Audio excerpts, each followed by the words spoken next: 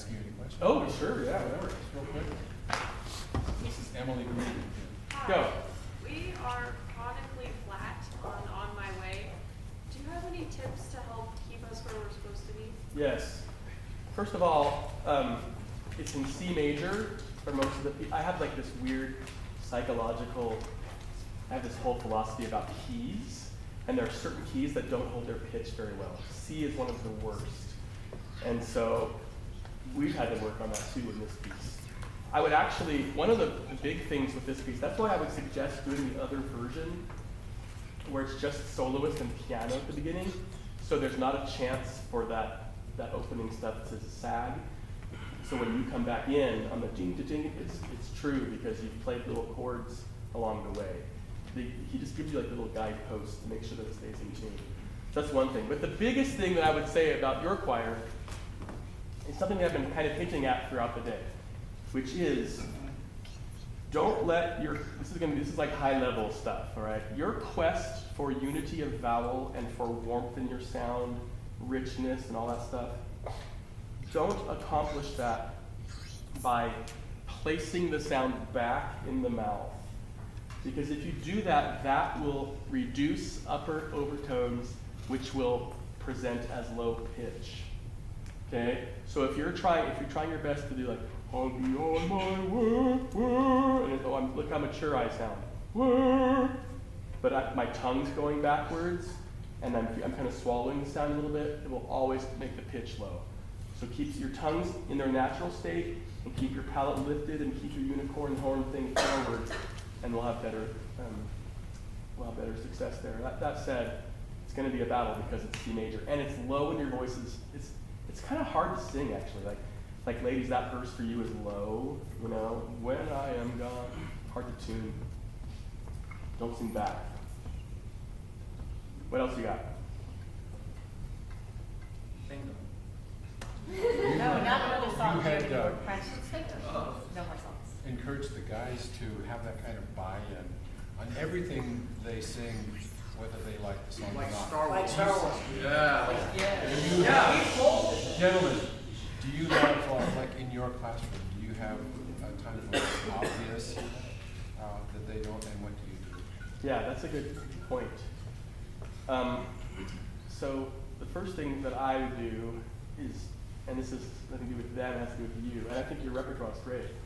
But like before I pull the trigger on choosing a piece, I make sure there's something about that piece that will most likely result in buy-in from the students. I think every piece that I've heard today totally is down that lane, so good job on that.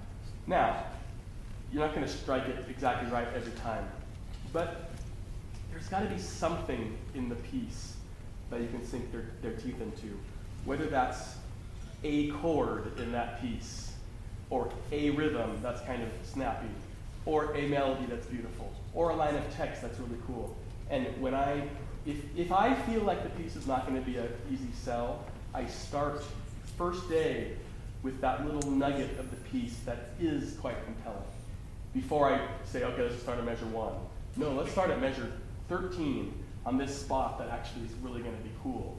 And then when you come back to the next day, they remember that, oh yeah, that was cool, and then that gives them a little more motivation to learn the thornier parts of the piece. And then a follow-up. Yeah. You probably sing in a choir too, but what do you do for motivation when there's I'm not really into this song, so what do you do? Yeah, that's a good point. I guess what I have to do is, if I'm presented with that situation, which I am, and I do sing in professional groups, it's, I focus, I go, okay, well this piece doesn't really speak to me, but what I can do is do my very best to sing it perfectly from a technique standpoint. I'm going to use my voice. I'm going to make this an exercise to show how well I know how to use my instruments. So even if the material isn't inspiring me, my execution of it can motivate me. But that takes a lot of maturity to think that highly, and to really care about your instrument that much. But I mean, you all have great vocal instruments. You should care about them. any other, I have lots of questions. You said, did you sing in Estonia? Did I sing? Did your choir? Yeah, did did your that? choir- Yeah. Yeah. Did you do anything by Yes. that and Goosberg? Actually, not those two, but we did a piece by Tormis, Yep. and then a piece by Cyrilis Craig, who's like an early 20th century Estonian composer. But I know those two composers as well, and done a lot of those things in the past. It's just singing country. Absolutely. It's just amazing. Absolutely. Yes, sir. What part do you sing, and how long have you been singing in the choir? Well, I mean, you probably can't tell because I'm wrecked right now, but I sing usually in a professional situation as a second tenor.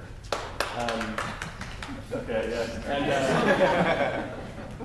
And I don't know, I've been singing, I started singing in my junior year of high school.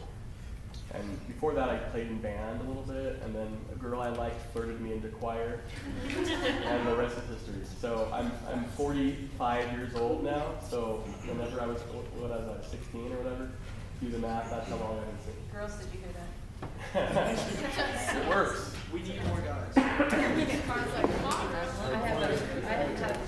not really a question, but will you tell them how your choir plays? Oh, well, Tell them what they did. I mean, I'm only saying this because she asked me. I'm not like one to toot my own horn or whatever, but the reason we went to these Baltic states was there was a international competition. This happens in Europe a lot. It's a thing that doesn't happen so much in the United States, but like where choirs from all different countries come and literally like sports, like the Olympics or whatever, like compete. And so they, all the choirs have to sing like one song that's the same for all the choirs. You all have to do it. And then you got to have one that's from the Renaissance and one that's from your country. And then there's all these rules. And then there's all these judges that they bring in. It's like a big deal. Anyway, so our choir got first in like every category. So.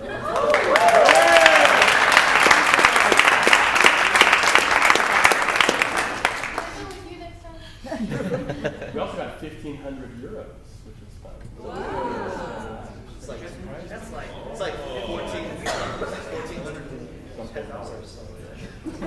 I love he does the conversion in his head off of like no. I know. It's like, what is it, 1.12 now? Like everybody does. Have that. That's average. Okay, what else? Hey, what are you doing next?